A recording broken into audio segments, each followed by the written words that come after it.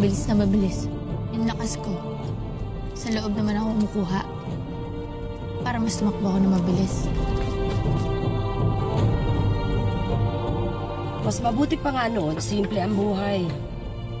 Eh, lagi din naman tayo pinapagalitan ni Papang eh. Pagod ka na nga nguwi, ito pang daratnan mo. Kung makatapos si Telma, gastos din yun. Si Hana ang pag-asa. Kita ko kasi yung anak kong si Telma sa marathon. Pwedeng umabot yan mula regionals hanggang palarong pambansa. Babalikin mo si Telma sa eskwela? Kailangan siya dito sa bahay. Mag-isip kang mabuti.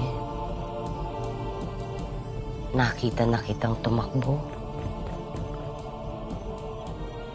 Kung makakasama ka sa team, baka maabot mo ang hindi ko naabot noon.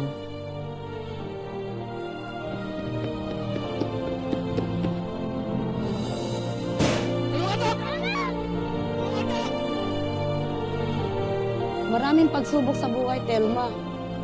Pero mag-isip ka ng mabuti. Yung pagkakataon na to. Kailangan na makauwi ni Manang. Pero sabi nga nila, nasa Diyos ang awa, nasa tao ang gawa. Kailangan din ang puso mo.